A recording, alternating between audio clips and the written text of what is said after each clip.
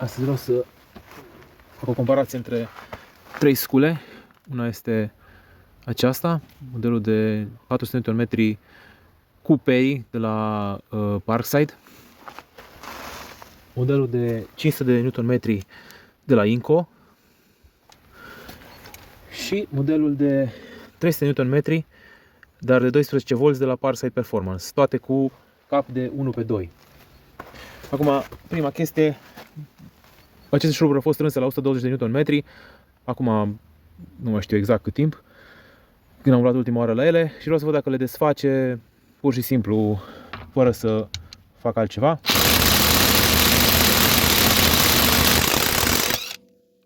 A desfăcut.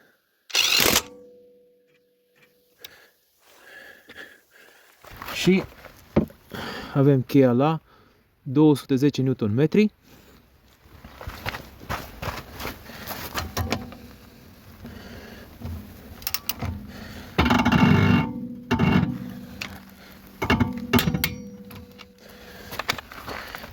Am uitat să vă arăt, bateria este full, setată pe 400 de Nm, pe maxim, adică.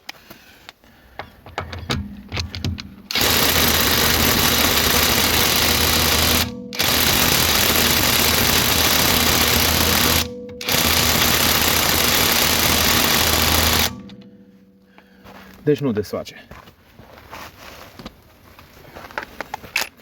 Punem pe cea de 300 Nm de 12 V.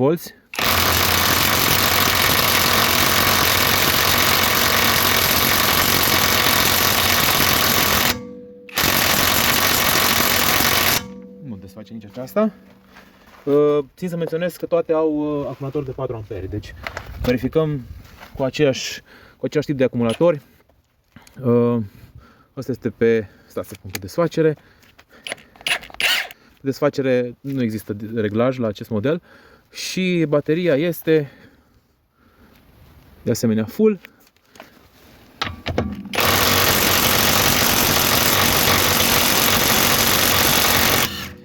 Desfăcut, dar hai să zicem că a fost un pic forțat.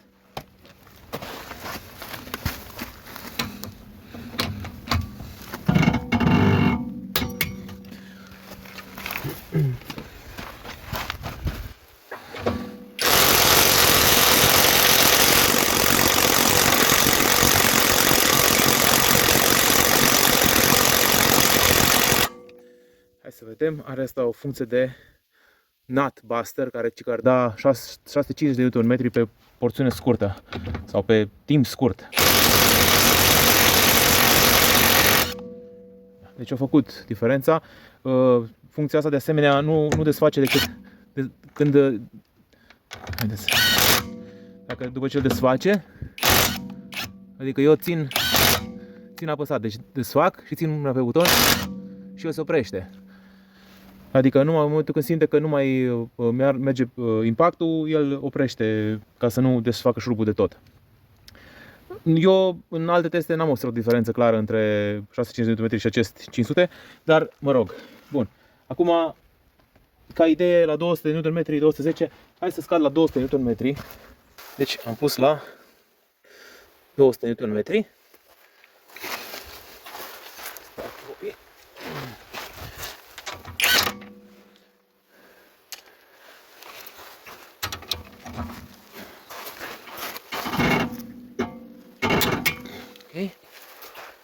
Să încercăm din nou în aceeași ordine. Parkside primul.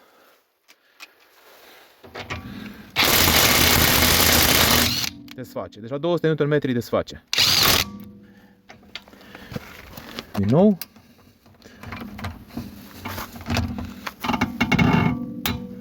Am lăsat un pic sus mai mult. Am scăpat un pic. În fine.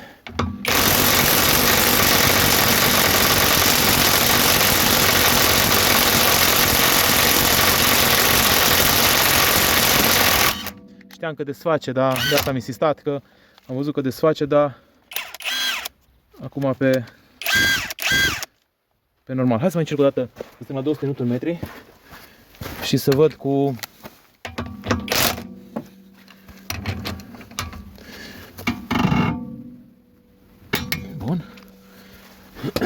văd cu funcția de nut buster.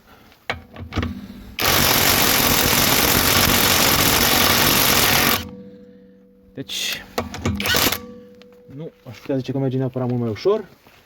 Și hai să vedem încă o dată, să strângem cu ceate 12 V.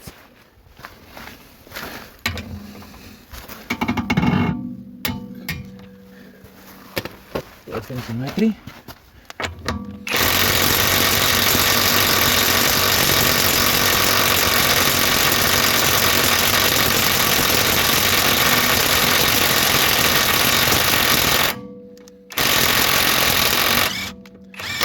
Cu greu, dar desface. Deci, din punctul meu de vedere, așa, aproape aș putea zice că egalitate între sculele astea. Ca și putere, mi se pare că, deși diferă Newton-metri, toate sunt destul de asemănătoare ca și putere. Acum am să fac o chestie, ca să vedem ce rezultate vor ieși. O să pun acumulatorii cei mai mari pe care îi am de la fiecare în parte, și anume Parcel de 12V o să pun cel de 5 A, pe Inco 5 A și pe Parcel să pun 8 A. Pentru că la Parcel nu am de 5 A, nici la Inco nu am de 8 și la cel de Parcel de 12V nici nu există mai mare de 5 A. Okay. Strângem din nou la 200 de Nm. Hai să vedem aici acum.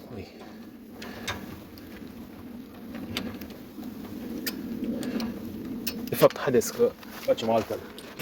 Desfacem ăla să vedem cum merge, care nu a fost desfăcut. Până acum am desfăcut doar șurubul acesta și l-am strâns înapoi.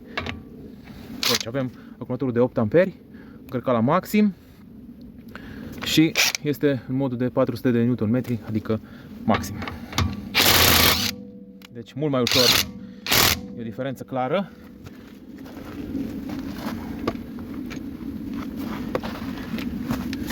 Strângem din nou.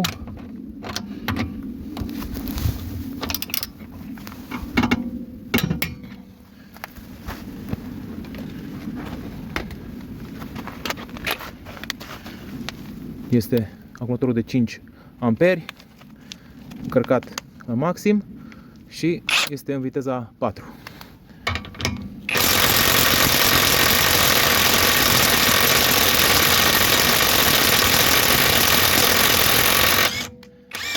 N-aș putea zice că a fost o diferență foarte mare în cazul acesteia. Și încă o dată strângem.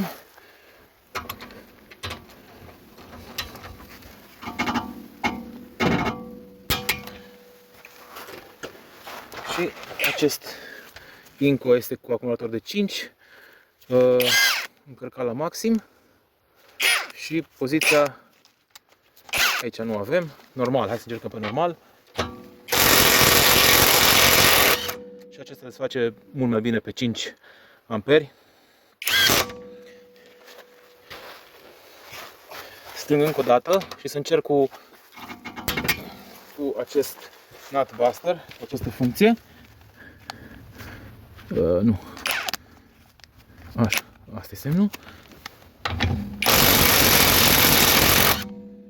Da. Nu știu, nu pot să îmi dau seama de diferență. Acum hai să mai văd o chestie. Vedem cum desface. Până acum cu cel de 8 A, clar a mers cel mai bine Parkside-ul. Asta a mers ușor.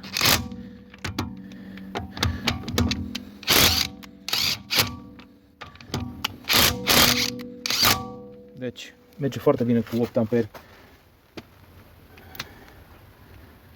Acum o să fac o altă chestie. Am să strâng cu acesta, care eu cred că e o idee mai puternic decât Parkside dacă ar avea acumulatorul la fel. Eu zic că totuși e un pic mai puternic. Atunci strângem 5 secunde și desfacem cu Parkside-ul, să vedem cât de ușor desface. Desface. Acum strângem cu Parkside-ul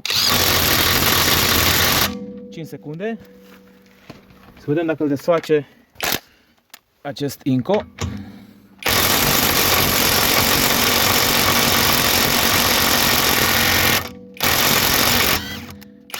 Cu greu, dar l-a desfăcut. Acum, clar că cu acumulatorul de 8 amperi se vede clar Parsedul este cel mai puternic. Hai să văd și între aceștia doi, între Inco, strâng cu Inco. 5 secunde.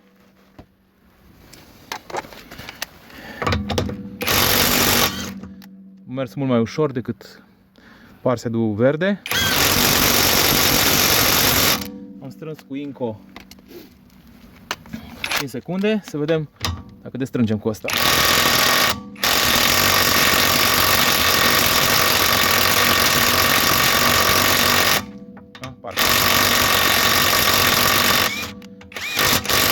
Cu greu, dar a desfăcut.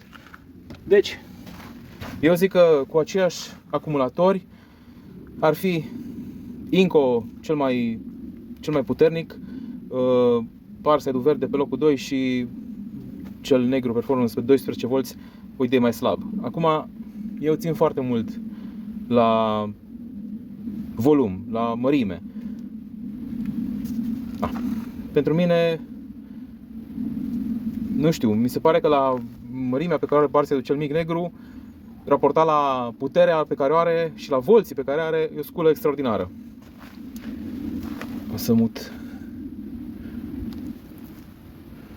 Deci acestea sunt sculele. Hai să le punem așa un pic. Opa! Să le punem una lângă alta. Să vedem diferența de mărime între ele. Deci, cu toate că Inco este teoretic mai puternic, nu știu dacă și practic, dar este mult mai compact, mult mai ușor, mult mai compact. Din toate punctele de vedere, e plus. Și acesta, ce să mai, dacă pun pe lângă Parsedul ăsta, zici că e, eu știu, puiul. Acum a fătat. Da, cam asta în mare am vrut să vă arăt și să vă faceți o idee, în ideea că această sculă nu prea se găsește varianta numai corp, există și varianta de la Total și varianta de la Inco. La setul cu acumulator, cu 2 acumulatori de 4 amperi și cu un încărcător, dar nu este un încărcător rapid, și cu cutie e undeva la între 500 și ceva de lei, variind spre 6, 7, 800 de lei, undeva pe la 600 de lei, cred că 600 și ceva de lei îl găsiți în mod permanent, în anumite oferte scade sub 600. Acum, ăsta de la Parside, în România, cu acumulatorul de 5 amperi și cu valiză undeva la, nu știu, 300 și ceva de lei a fost. De fapt, nu a fost oferta așa cu un acumulator și încărcător, nu mai țin minte exact, undeva la 300 ceva, 140 scula. Cea mai ieftină variantă, clar, e asta. Și cel verde e undeva la 500 de lei. Bineînțeles că se poate găsi în promoții. 500 de lei, dar cu un acumulator de 4 amperi și cu un încărcător de data asta rapid. Deci, dacă luăm cele două scule, cam prețul este asemănător între ele. Bineînțeles, cu acumulatorul de 4 amperi, cu care nu e cu nimic mai puternic decât acesta, aș zice chiar că o idee mai slabă decât Inco. Dacă la Inco se cumpără scula separat, cu un acumulator de 8 amperi, care cred că e mult mai scump decât la Parside, nici nu știu să vă zic exact cât e. Știu că cel de 5 amperi e deja 200 și ceva de lei, ăla de 600, 200 și ceva, gen 260, ăla de 6 amperi 300 și ceva de lei, de 8 nu știu cât e, adică e foarte scump, nu neapărat. Dar dacă vorbim de configurația asta cu 4 amperi, cred că cea mai bună opțiune ar fi Inco, raport preț, calitate, putere. Dacă vorbim de compact, este Parsedul acela mic și dacă vorbim de posibilitatea de a obține cea mai mare putere la cel mai bun preț, cred că ar fi Parsedul cel verde. Pentru că cu acumulatorul de 8 amperi acum a fost în ofertă 250 de lei.